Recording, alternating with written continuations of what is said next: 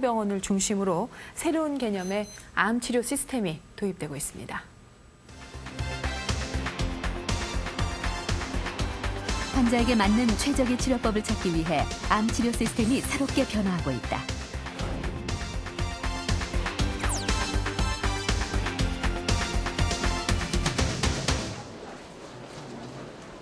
올해 54살의 홍옥희 씨. 지난 2002년 대장암 진단을 받은 후 수술과 함께 6개월간의 항암 치료를 받았다. 그러나 완치될 줄 믿었던 암은 2년 후 림프절로 전이됐고 다시 오른쪽 폐까지 전이됐다. 하지만 홍옥희 씨는 희망의 끈을 놓지 않고 있다. 좌절하는 사람도 많은데 저는 이렇게 성공할 수 있다는 그런 생각을 많이 가지기 때문에 또 더 좋은 그런 날이 오지 않을까. 이러한 희망의 배경은 무엇일까? 홍 씨의 진료를 맡고 있는 대장암팀. 각 분야의 전문의들이 모두 모였다. 방사선과에선 홍 씨가 사이버나이프 수술을 받은 적이 있어 방사선 치료가 어렵다는 결론을 내렸다. 전신 전이가 된 현재로선 수술의 역할 역시 크지 않다는 것이 소화기 내과 전문의의 의견이다. 소장의 점막이 좀 손상을 받았다든지 그럴 가능성이 상당히 많습니다.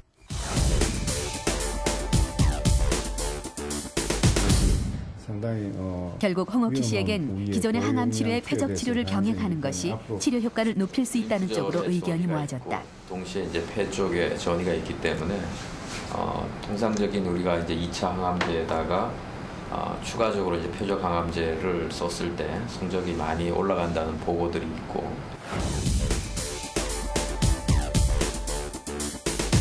암 환자의 현재 상태에 대해 전문의들이 모여 의견을 나누고 환자를 위해 최적의 치료법을 찾는 이른바 통합 암 치료 시스템이다. 전체가 모여서 얘기할 때 우리가 상대방 전문가의 그런 의견을 갖다가 폭넓게 이해할 수 있고 자기 전문 치료하고 접목시킬 수 있는 가능성을 아주 폭넓게 타진할 수 있기 때문에 환자들은 상당히 효과를 보지 않았나 이렇게 생각을 합니다. 하여튼 이제 며칠 후 홍옥희 씨의 진료가 있는 날 대장암 팀의 모든 전문의들이 홍옥희 씨와 마주 앉았다. 검사상 나타나지 않는 환자가 일일이 자신에게 필요한 과를 찾아다니며 진료를 받는 것이 아니라 한자리에서 각과의 모든 전문의들을 만나 치료 과정에 대한 설명을 듣는 것이다. 진료 시간을 단축할 뿐만 아니라 각 전문의들의 의견이 종합된 만큼 최적의 치료법을 찾을 수 있으리라는 환자의 믿음도 크다. 제일 첫째는 믿음이 갈 것 같아요. 내가 선생님들한테 따로 여럿이 합해서 같이 하면은 이길 수 있다는 이런 자신감이 좀 북돋아지지 않을까 그렇게 생각합니다. 환자들 입장에서도 가장 반가운 얘기인 것 같습니다. 이 화면을 보기 전에 바로 얘기했던 주제, 어느 선생님을 어떻게 찾아가야 하는지 모르는데 한 병원에 가면 선생님들께서 쫙 오셔가지고 다 알아서 서로 상의해서 해주시니까 굉장히 좋을 것 같아요. 이 통합 암 치료 시스템으로 지금 시도를 하고 계시다면서요, 그쪽 병원에서. 네, 저희가 작년, 그러니까 1년 됐습니다. 작년부터 시작을 했는데요. 지금 말씀하신 대로, 그러니까 이를테면 지금같이 내과, 외과, 저희 치료방송과, 그리고 또 심지어 이제 방사선 필름을 보신 진단방송과 선생님, 아니면 병리과 선생님까지 다 같이 모여서 여기 환자를 앞에 놓고 모든 선생님이 같이 진료를 하는 시스템이죠. 오늘 이 자리에 오고 싶은 환자분들 많으실 것 같아요. 선생님 얼굴만 뵈면은 병이 나을 것 같아서. 지금 말씀하신 것처럼 사실은 가장 이상적인 시스템이고 미국의 중요한 암센터들은 다 이런 진료를 실제로 시행하고 있습니다. 하지만 우리나라 사실 지금 보시다시피 이렇게 해서 진료를 하게 되면 환자 한 사람, 우리나라 현실에서는 사실 환자 한 분을 보는데 할애할 수 있는 시간이라는 게 몇 분, 3분에서 3분 진료다, 5분 진료다 하는데 실제로 이렇게 치료를 하게 되면 한 환자를 진료하는데 최소한 20분 이상의 시간이 걸리게 됩니다. 그럼 최소한 4사람의 의사가 진료를 했다 그러면은 이게 80분에 해당하는 그런 시간이죠. 그리고 또 가장 좋은 거는 환자를 앞에 놓고 가장 최고의 전문가들이 같이 의논을 해서 어떤 치료가 가장 이 환자에게 적합할 것인가, 아니면은 항암제를 먼저 치료하고 수술을 할 것이냐, 아니면 수술을 먼저 하고 항암제하고 방사선을 치료하든지 이런 의견을 나눔으로써 환자한테 우선 신뢰감을 줄 수 있고, 또 환자에게 가장 적합한 치료를 저희들 자체도 이렇게 의논을 하면서 찾아가게 됩니다. 그래서 그게 지금은 어떻게 보면은 의사 선생님들끼리 긴밀한 정말 환자 입장에서 긴밀히 협조를 하셔서 네. 어떤 치료 방법을 선택하는 것이 환자에게 부작용을 최소화할 수 있고 건강한 삶을 살 수 있게 하느냐, 대화를 많이 해주시는 게 좋을 것 같네요. 네.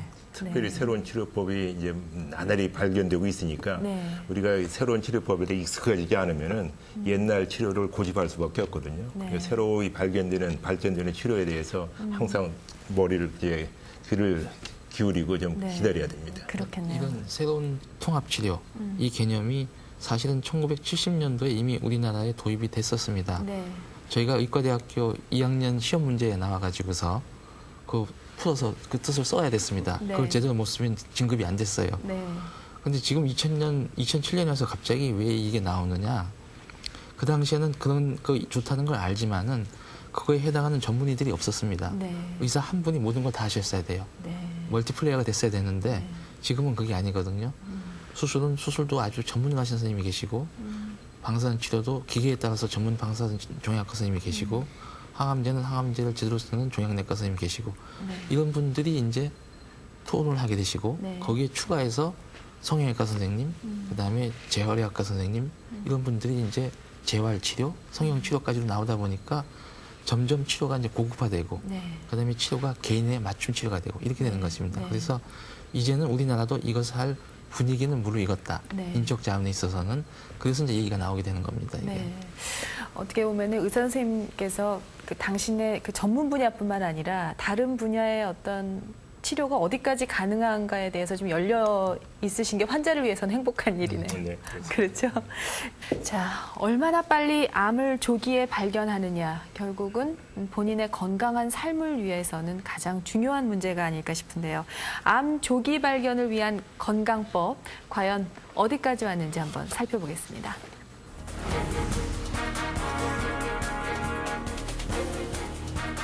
암에 대한 완벽한 조기 진단이 가능해질 때 인류는 암의 공포에서 벗어날 수 있다. 피 한 방울로 암을 진단하는 시대. 그 희망의 중심에 암 유전자 연구가 있다.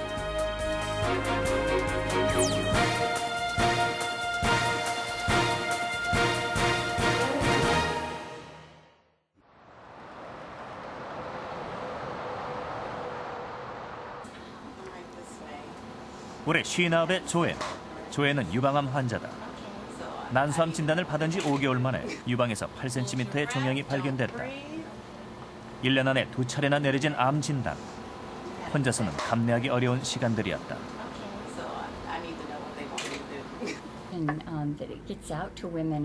그런 조연에게 가장 힘이 되어준 사람은 바로 늘 그림자처럼 곁을 지켜주었던 일란성 쌍둥이 언니 진이었다.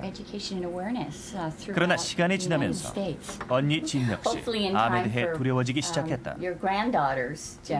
유전자 정보가 동일한 일란성 쌍둥이인 만큼 자신 역시 암으로부터 자유롭지 못할 수 있다는 우려 때문이었다. 현재 주인은 프레드 허친슨 암센터의 난소암 조기 발견 연구에 참여하고 있다. 이곳에선 혈액 속 단백질을 분석해 암을 조기 진단할 수 있는 지표, 즉 바이오 마커를 연구 개발하고 있다. 조앤과 같은 난소암 환자들의 혈액과 진과 같은 건강한 사람의 혈액을 채취해 비교함으로써 암에 더 민감하게 반응하는 바이오 마커를 찾아내는 것이다. 이 연구로 난소암 조기 진단법이 개발된다면 모든 여성들에게 조금이라도 도움이 될 수 있을 거라고 생각합니다. 암의 발생 여부를 알 수 있는 지표 단백질, 즉 바이오마커를 쉽게 찾아낼 수 있게 된다면 피 한 방울로 모든 암을 조기에 진단할 수 있는 날도 그리 멀지 않을 것이다. 앞으로는 한 번의 혈액 검사로 한 가지가 아닌 모든 질병을 진단할 수 있을 것으로 생각됩니다. 즉 혈액 속에 있는